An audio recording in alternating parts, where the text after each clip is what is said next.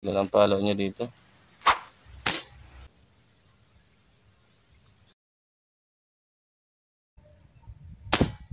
$806.7.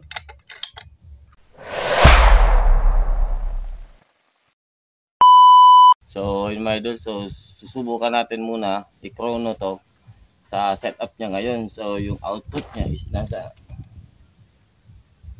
1.8. Tapos, yung spring na gamit natin dito is 4.38. So, sa gagawin ko ngayon mga ka-hunters, hindi ko naman ipapakita yung pagbaklas, pero dito sa video na to may papakita ko sa inyo yung gagawin ko dito sa valve natin. So may susubukan lang ako at lilinisan ko na rin kasi matagal na ito mga ka-hunters. So sasabay ko na yun, pabalik natin siya sa 4 inches na spring. So kung naalala nyo mga ka-hunters, yung 4 inches natin na spring is pumapalo lang siya ng 740, 730 something, 720 something, ganon.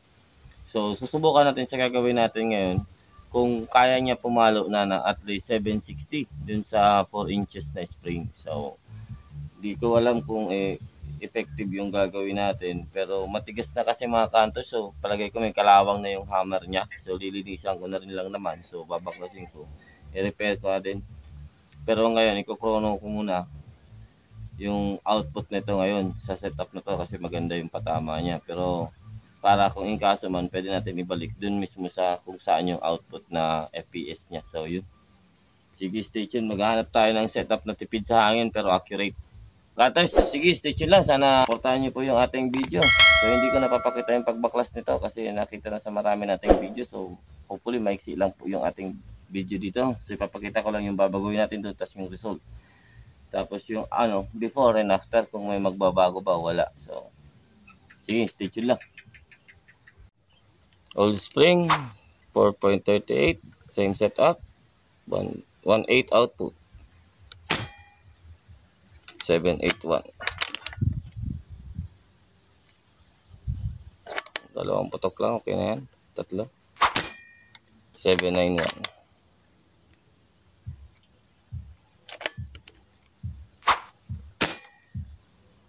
788. 4 inches. Yung spring, umulan. Tingnan natin. Ilan ang follow nyo dito?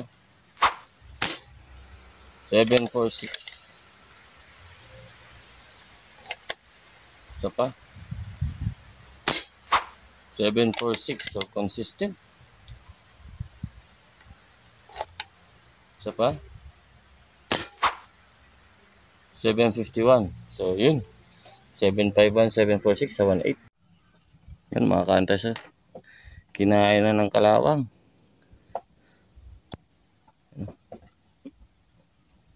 So, yun. Matigas to mga kantas. So, subukan natin bawasan yung spring. Tingnan natin. Yun, subukan natin bawasan dito. Matigas talaga ito. Baka gumanda yung palo. Asetal natin mga kantas.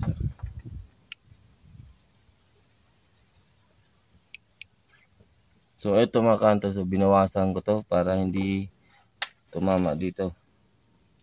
Hindi siya mabangga. So ito kasi mga kantos, okay na to. Spring yan sa pellet gun mga kantos, kaya matigas. So bala kong palitan. So may dead end to mga kantos. Ano wala. May nilagay kasi akong washer. Yan, para hindi makalabas dito kasi mali nga yung pagkabutas natin mga kantos. Natagos yun dyan, oh. You know? So pagpalo ng latagos, kaya lagyan natin ito.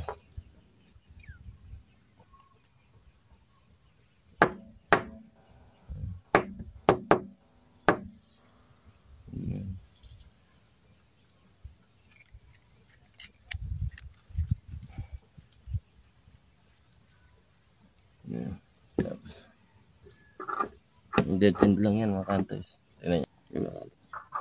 Hanggang dyan lang yan. Wala na. So, yan, ito lang yung allowance niya.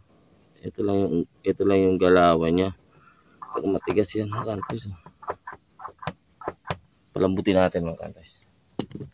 Tingnan natin kung ano effect. Ito na mga hunters.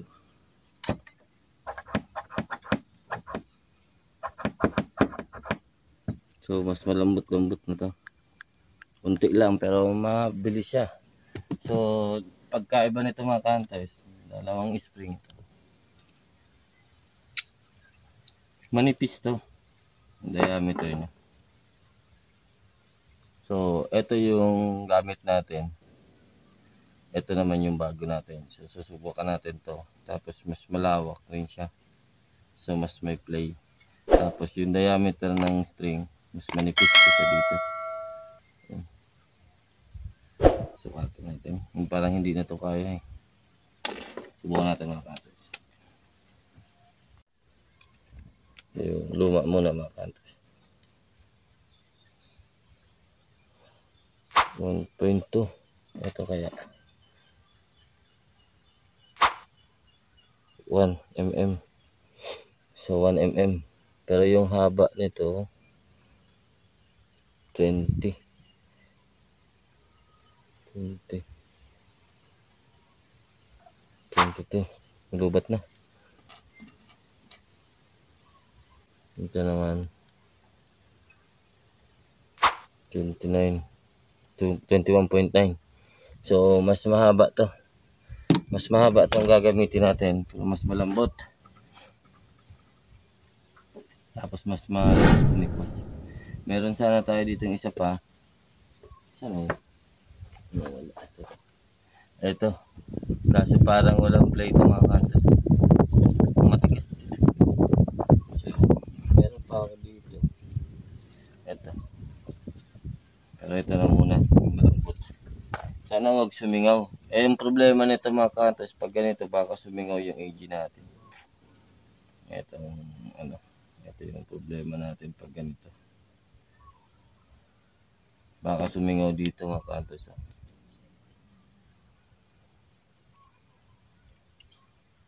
Siguro hindi naman. Kasi persado naman yan. Subukan natin mga hunters. So, yun ang aayusin natin ngayon. So, babalik ko yan. Lilinisan ko lang to. Makalawang na mga hunters yung pesa. Ayan o. Ito pa. Daming kalawang. So, ito yung gamit natin. Ang problema niyan mga hunters, nagde-dry. Ganito. Nagde-dry. So, dinagyan ko to kasi hindi ko matanggal. Yun o. Namunti. So, parang hindi advisable siya. Siguro ililiha ko lang tapos hugasan natin ng sabon. Ayun. Sige, stay tuned. Ito na mga hunters. So, yung output natin ngayon is yun 1.8. Yan. Bilik natin sa dati. 12.5 MPa. Tapos yung spring natin is yung 4 inches mga hunters. Tignan nyo mga hunters ha. Ako nagulat ako eh. Tignan nyo ha. Mga langya. Sobra ata sa inaasahan ko mga hunters to ha.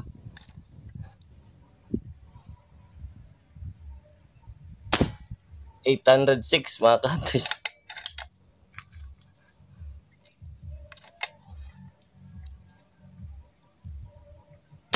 $807.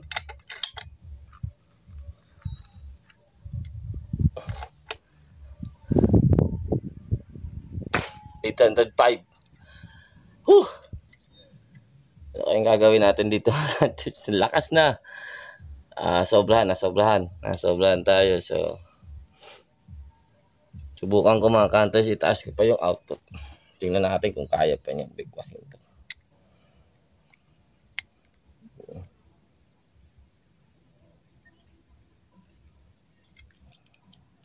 Ilagay natin mga hunters sa 13.5 NPA. So, nagra-rounding yan sa mga siguro 1,900 PSI output. Ay, mama to siya. 801. Pero mas masakit to. Ayun. Baliktad yung pellet. Ang bigat. Sakit. 804. Pero mas tahimik siya mga kanto sa 19. Same yung speed niya sa 19. Pero mas tahimik siya. 799.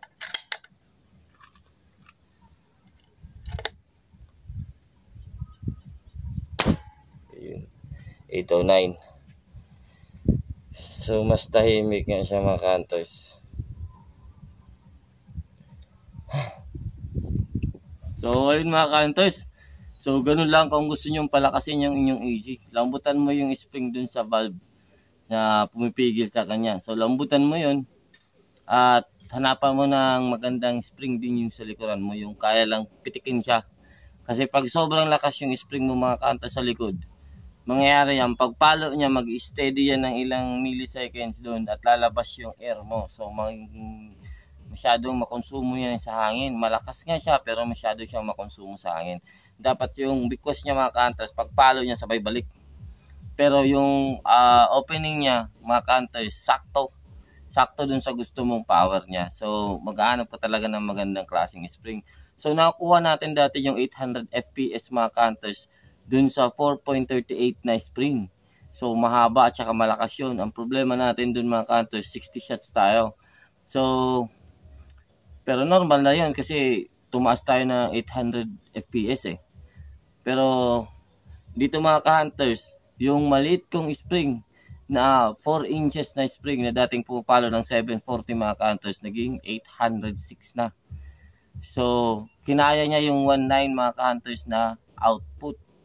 So pag linagay ko ito mga counters sa mga 1.5, palagay ko yung palo nito, yung lipad nito mga counters, mataas. Or hindi, pwedeng mababa yung lipad niya pero consistent. Consistent ang kagandahan sa kanya. Yun ang gusto natin mga counters, yung nandun lang mga 1, 2, yung difference niya mga counters. So pumuputok tayo ng 805, 806, 807, mga ganyan lang. Tapos 805 ulit, tapos mag 8 of something. Basta ganun lang yung difference niya mga counters. Ibig sabihin yan, yung bigwas ng hangin mo mga counters, consistent na. Close to consistent na.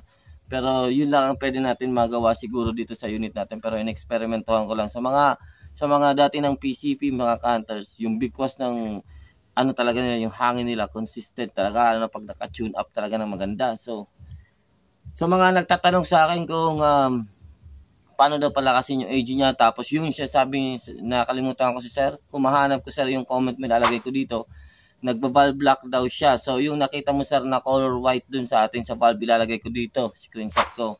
Yan po ay yung acetal natin. So yan pilitan natin. Tapos kung mas mahaba po yung nguso niya o yung ano niya, yung ulo niya, yan, i-screenshot ka din dyan, lalagay ko dyan. Kung mas mahaba yan sa'yo, putulan mo sir, para hindi siya pumapalo dun sa may valve housing. So minsan kasi nangyayari pagpalo ng hammer mo, malakas nga yung spring mo, may dead end naman yung ating firing pin. So parang nasasangga siya dun sa, ang tawag nito, dun sa valve housing. So tatama na siya. So wala na siyang play. Hindi na niya kaya magdiretso kahit gusto pa ng spring. Yung mangyayari yan, sisirain niya yung acetal mo. Bibiyak yan. bibiyak yan. So dapat may allowance siya tapos may play. So yung dapat lang talaga is timplado mo yung spring mo, tsaka yung ang tawag nito, yung dalawang spring mo, yung hammer at saka yung sa valve spring. Mas maganda yung malambot yung valve spring, tsaka mahina lang din. Mahina, tamang hina lang yung hammer. Yung tamang ipalo lang niya. Tamang galawin lang niya yung firing pin natin. Tsaka palakasin mo lang ng palakasin. Kung meron kang hammer spring adjustment, dun mo lang siya kalikutin. So, yun. Maraming salamat sa inyong panonood. Ibabalik ko sa dating mga counters. Yung 760 lang yung hanap natin. So, hahanapin ko muna yun. Yun. Maraming salamat sa inyong panonood. Hanggang dito na lang. Take care. God bless. Peace out. Iba naging resulta. Lumakas mga counters. Lumakas. Kailangan ko mga 760 lang. Pero buti na lang binaklas natin pala. Ang kalawang na grabe. So, madalawang oras ata ako dito naglinis, pero nung pagbalik natin, okay na siya. So yun. Isang repair lang.